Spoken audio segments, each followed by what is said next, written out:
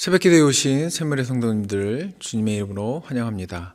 다 함께 2월의 샘물의 기도로 하나님께 기도 드리시겠습니다. 마음과 샘물의 기도를 하나님께 드립니다. 먼저 우리의 믿음을 고백합니다. 이는 만물이 주에게서 나오고 주로 말미암고 주에게로 돌아감이라. 그에게 영광이 세세에 있을지어다. 아멘. 하나님 아버지, 하나님을 즐거워함으로 모든 영광을 주께 돌려드리는 인생을 살게 하옵소서. 우리에게 주신 믿음으로 하나님을 바로 알고 하나님의 뜻을 구하는 오늘 하루가 되게 하옵소서. 가정과 목장을 위해 기도합니다. 하나님께서 집을 세우지 아니하시면 세우는 자의 수고가 헛되며. 아멘. 하나님 아버지, 샘물의 가정마다 하나님의 사랑과 교훈이 넘치게 하여 주옵소서. 예수님을 닮은 부모와 목자들의 헌신을 통해 자녀와 목원이 참 목자 예수님을 만나게 하시고, 힘들고 어려울 때면 말씀과 기도로 우리의 참 목자이신 예수님 안에서 위로를 얻는 부모와 목자들이 되게 하옵소서. 교회를 위해 기도합니다. 나를 능하게 하신 그리스도 예수 우리 주께 내가 감사함은 나를 충성되이 여겨 내게 직분을 맡기심이니. 아멘. 하나님 아버지, 우리 샘물이 사람을 남기는 교회 되기를 간절히 바랍니다. 샘물 행복 축제를 위해 기도합니다. 2월 한 달 VIP와의 만남의 시간 동안 예수님의 사랑으로 만날 때 예배로 행복하고 기도로 힘을 얻는 성도들이 되게 하옵소서. 샘물 성도들을 위해 기도합니다. 그러나 내가 가는 길을 그가 아시나니 그가 나를 단련하신 후에는 내가 순금같이 되어 나오리라. 아멘. 사랑과 국률의 마음으로 우리를 돌보시는 아버지, 마음의 근심과 육체의 질병으로 고통 가운데 있는 성도와 가족들을 위로하여 주옵소서. 광야 가운데 있는 성도들이 하나님의 임재와 은혜를 충만히 경험하고 믿음으로 승리하게 하시고 하나님께 영광 돌리게 하옵소서. 나라와 선교를 위해 기도합니다. 소망 중에 즐거워하며 환난 중에 참으며 기도에 항상 힘쓰며. 아멘.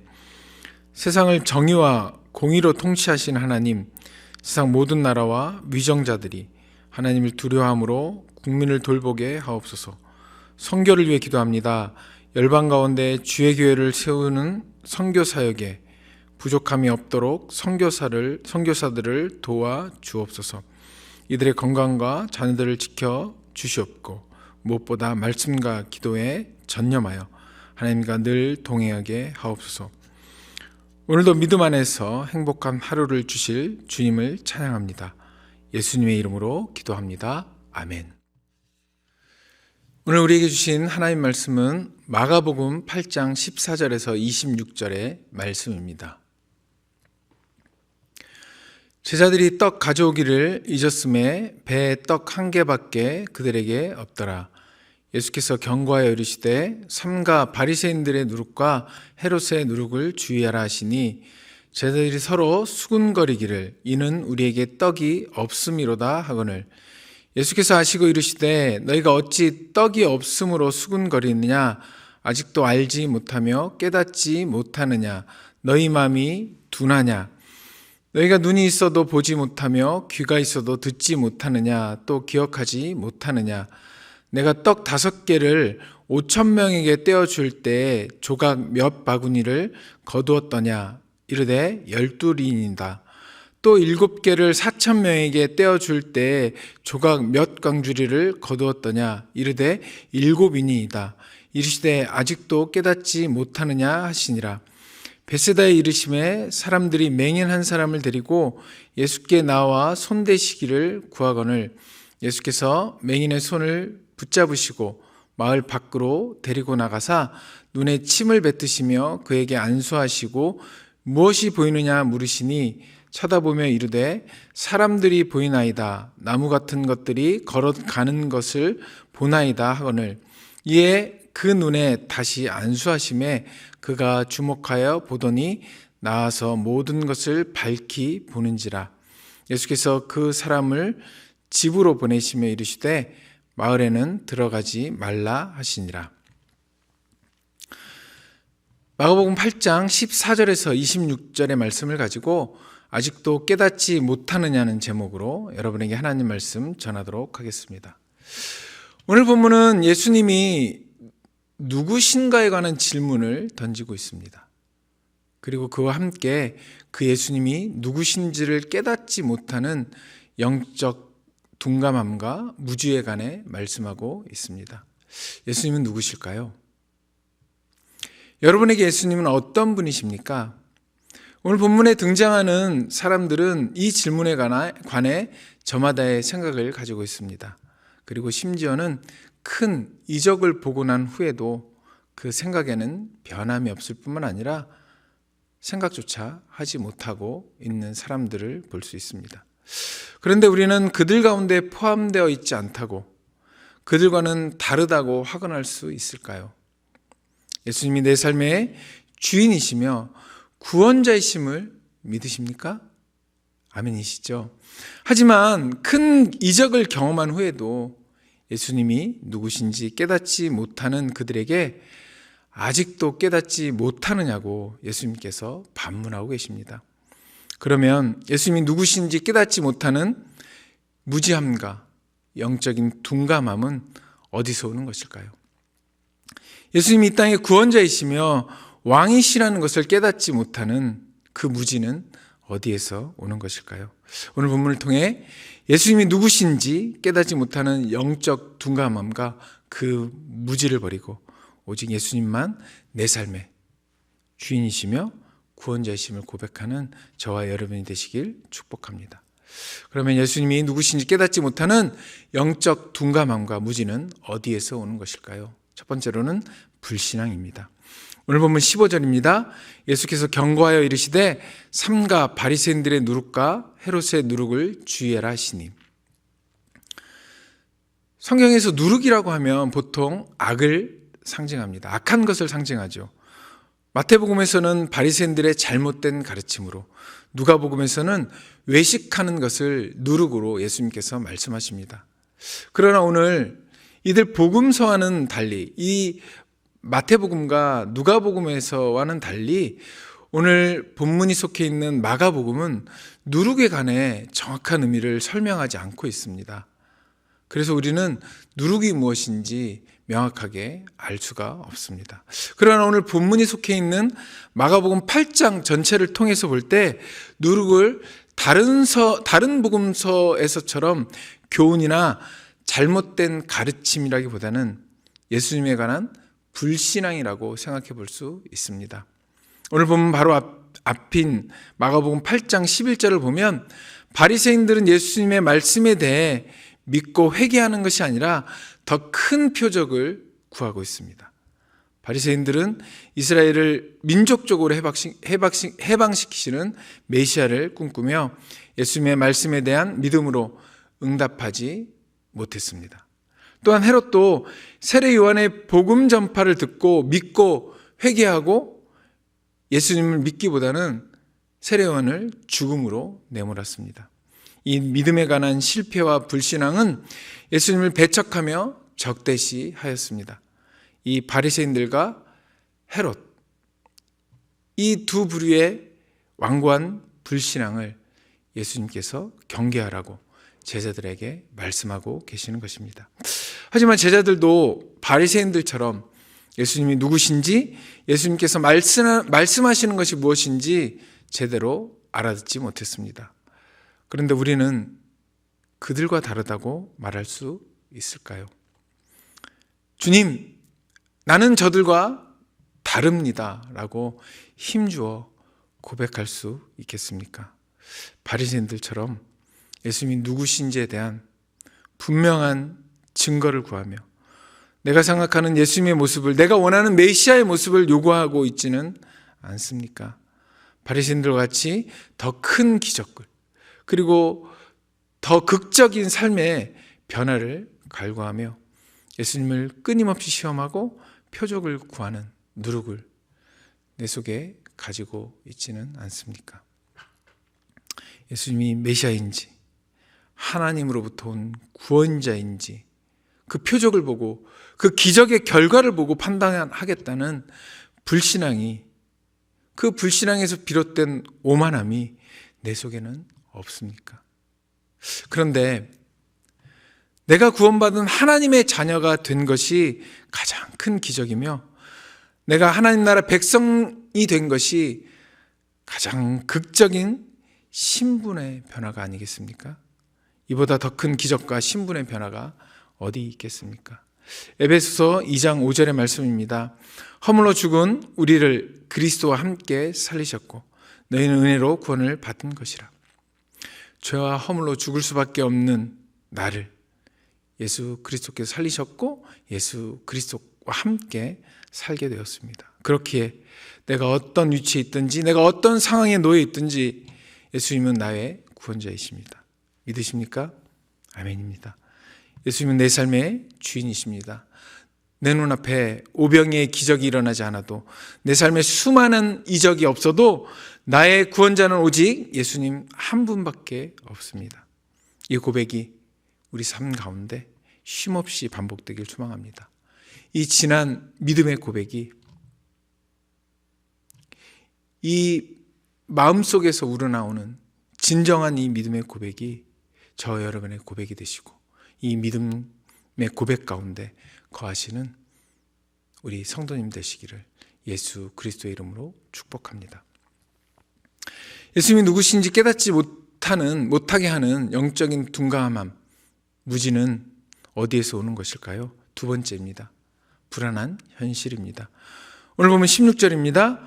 제자들이 서로 수군거리기를 이는 우리에게 떡이 없음이로다 하거늘. 질병의 기적을 행하신 예수님께서 배를 타고 건너편으로 이동하십니다. 그런데 배를 타고 가던 제자들이 작은 소동을 일으킵니다. 다른 지역으로 이동하면서 먹을 양식을 챙겨오지 못한 것을 안 것입니다. 떡 한 개밖에 배에 없다는 사실을 그들은 알고 웅성거리기 시작합니다. 아마도 왜 떡을 챙겨오지 못했느냐고, 혹은 누가 떡을 챙길 차례인데 그 떡을 챙겨오지 못한 사람이 누구냐고, 또는 누가 굶어야 한다는 등 그들은 온갖 이야기를 주고받았을 것입니다. 그 배 안에서 온갖 이야기가 난무했을 것입니다. 어쩌면 칠병이어 이후에 남은 7광주리의 떡과 물고기가 그들은 생각날 수도 있었을 것입니다. 이렇게 떡을 한 개밖에 챙겨오지 못했다는 사실은 제자들에게 엄청난 결핍으로 옵니다.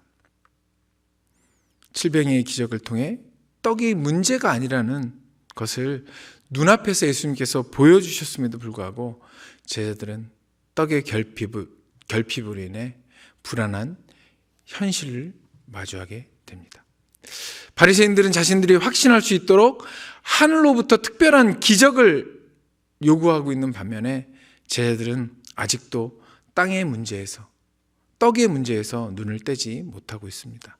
한 집단은 너무나 많은 것을 요구하고 다른 집단은 너무나 적은 것에 몰입되어 있는 상황을 우리가 오늘 본문에서 볼 수 있습니다. 그런데 땅의 문제에서 눈을 돌려 예수님이 누구신지 명확한 신앙을 고백하는 부부의 이야기를 지난주에 제가 참석한 한 세미나에서 강사로 나온 목사님으로부터 들었습니다. 그 이야기는 이렇습니다. 자신의 성도인 한 자매에게 전화를 받았다고 합니다. 남편이 코인 투자에 심각한 결과를 일으켰다고 합니다. 그 전화를 받고 자매를 만났습니다. 그런데 자매는 뜻밖에도 담담하게 저간의 경위를 설명하며 시댁과 친정의 물질 숭배가 자신의 가정으로 들어왔고 이제 그 징계가 자신의 가정에도 흘러왔다는 것입니다. 이스라엘이 바벨론의 포로가 된 것처럼, 이스라엘 백성들이 바벨론의 포로가 된 것처럼 자신의 가정도, 이제 자신의 가정은 빛의 포로가 되었다는 것입니다. 이렇게 이 상황이 신앙적으로 해석이 되고 나니 이제 남은 것은 믿음의 문제였다고 합니다. 남편이 이제 성실하게 믿음 안에서 살아갈 것인가?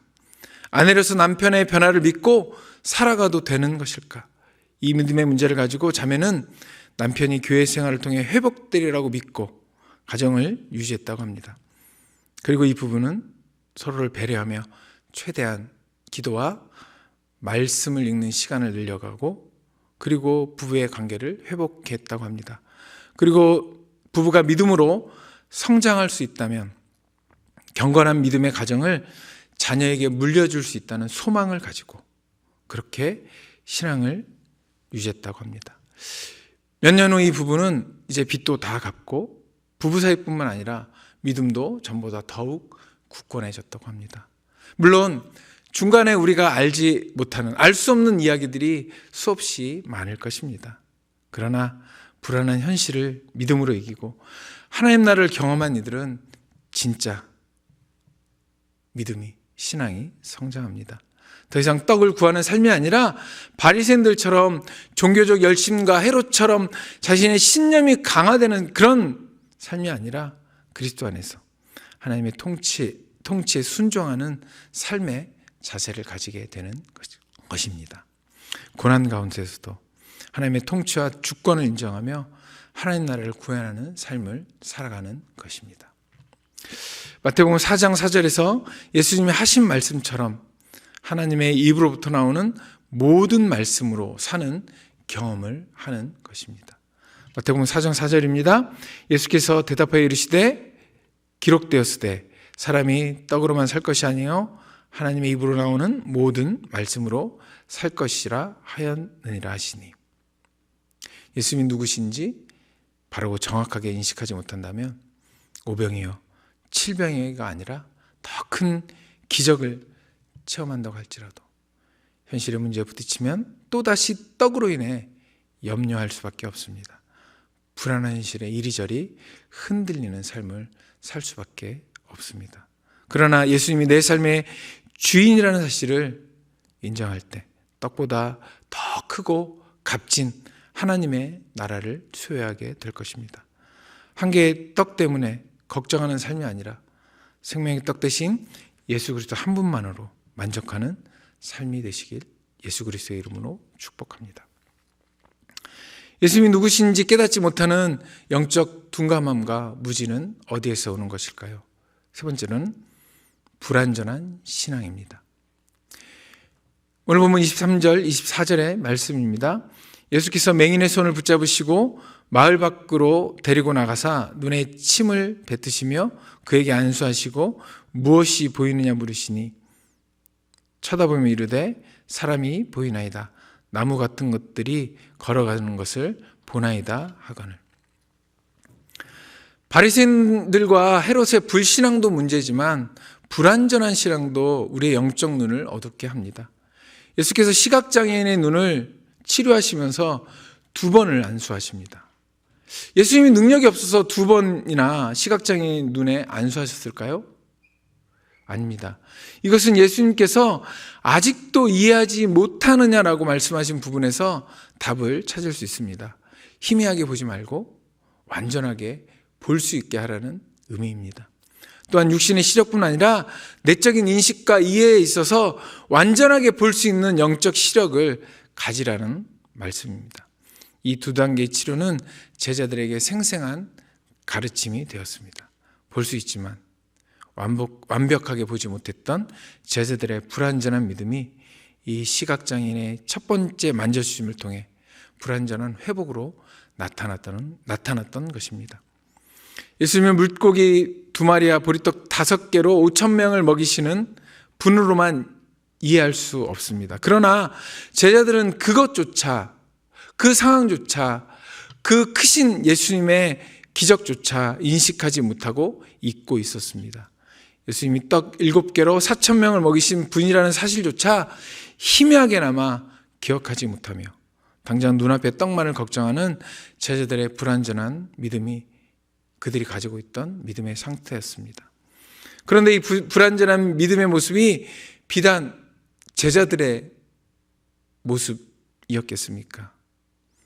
이 모습을 우리는 성경에서 심심치 않게 찾아볼 수 있습니다.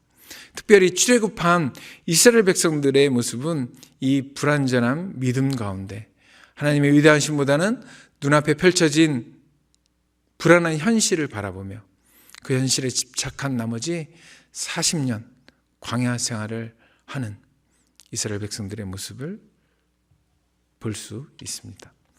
민수기 13장 32절 33절의 말씀입니다. 이스라엘 자손 앞에서 그 정탐한 땅을 악평하여 이르되 우리가 두루다니며 정탐한 땅은 그 거주민을 삼키는 땅이요 거기서 본 모든 백성은 신장이 장대한 자들이며 거기서 네피림 후손인 아낙 자손의 거인들을 보았나니 우리는 스스로 보기에도 메뚜기 같으니 그들이 보기에도 그와 같을 것이니라. 가나안 땅을 목전에 두고 12명의 정탐꾼을 보내 가나안 땅을 두루 살핀 후 10명의 정탐꾼은 거대한 현실의 벽만 처절히 느끼고 돌아왔습니다. 도무지 어떻게 해볼 엄두가 나지 않는 눈앞에 펼쳐진 광경에 불완전한 믿음은 무너져 내렸습니다. 하지만 여호수아와 갈렙은 현실 너머에 계신 하나님을 바라보았습니다. 믿음의 눈으로 그들을 보호하시고 그들을 가나안 땅으로 이끄실 그 하나님을 보았습니다. 민수기 14장 9절입니다. 다만 여호와를 거역하지 말라. 또 그 땅 백성을 두려워하지 말라. 그들은 우리의 먹이라. 그들의 보호자는 그들에게서 떠났고 여호와는 우리와 함께 하시니라. 그들을 두려워하지 말라 하나. 예수님께서는 시각장애인의 2단계 치료를 통해 제자들에게 그리고 우리에게 말씀하고 계십니다. 눈앞에 펼쳐진 현실만을 보는 불완전한 믿음에서 벗어나 그 현실 너머에 계신 하나님을 바라보는 완전한 믿음으로 나아갈 것을 예수님께서 말씀하고 계십니다. 그리고 그 믿음의 자리로 우리를 지금 부르고 계십니다. 광야 같은 인생길에서 눈앞에 보이는 고단한 현실에 주저앉는 불완전한 믿음이 아니라 그 현실 너머에 계신 우리 삶의 주인이시오 우리의 구원자 되신 예수 그리스도를 바라보시는 완전한 믿음으로 나아가시길, 그 완전한 믿음을 수여하시는 저와 여러분이 되시길 예수 그리스도의 이름으로 축원합니다. 말씀을 읽겠습니다. 오늘 본문에서 예수님이 누구신지 깨닫지 못하는 사람들이 등장합니다. 바리새인들과 헤롯 그리고 예수님의 제자들이 그들입니다. 그들은 왜 예수님이 누구신지 깨닫지 못할까요? 그들의 영적 둔감함은 어디에서 왔을까요? 첫 번째는 불신앙입니다. 예수님을 믿지 않고 자기의 신념에 따른 판단에서 오는 불신앙이 그들의 영적인 눈을 가렸고 예수님이 누구신지 알지 못하게 했습니다. 두 번째는 떡으로 빚어진 불안한 현실의 문제입니다. 한 개밖에 없는 떡은 불안한 현실로 다가왔고 이 불안한 현실은 예수님이 누구신지 더 정확하게 볼 수 없게 만들었습니다. 마지막으로 불완전한 신앙이 예수님을 명확히 인식하지 못하게 만들었습니다. 기적을 눈으로 목도하고도 그분을 신뢰하지 못하는 어리석은 모습이 제자들뿐 아니라 우리의 모습일 수 있습니다. 이런 불신앙과 우리의 삶을 덮치는 불안한 현실 그리고 불완전한 믿음에서 벗어나 예수 그리스도가 누구신지 그분이 내게 어떤 분인지 정확히 깨닫고 예수 그리스도께 믿음으로 나아가시는 성도 되시길 예수 그리스도의 이름으로 축원합니다. 두 가지 기도 제목을 드리도록 하겠습니다. 첫 번째로는 예수님이 누구신지 정확하게 깨닫지 못하는 것들이 우리 삶 가운데 참 많이 있습니다. 내 안에 가득한 불신앙을 버리고 불완전한 믿음이 아니라 예수님이 누구신지 명확하게 바라볼 수 있는 믿음을 주시도록 기도하시겠습니다. 두 번째로는 우리 삶 가운데 불안한 현실이 내 믿음을 시험할 때가 참 많이 있습니다. 그래서 예수님이 누구신지 그분이 어떤 분이신지 잊게 할 때가 참 많이 있는데요. 현실의 문제 가운데 넘어지지 않게 하시고 너무 큰 어려움이 우리 삶을 덮치지 않게 하나님께 은혜를 구하는 기도를 하시겠습니다. 그리고 각자 가지고 오신 기도 제목을 가지고 기도하시고 자유롭게 돌아가시면 되겠습니다. 함께 기도하시겠습니다.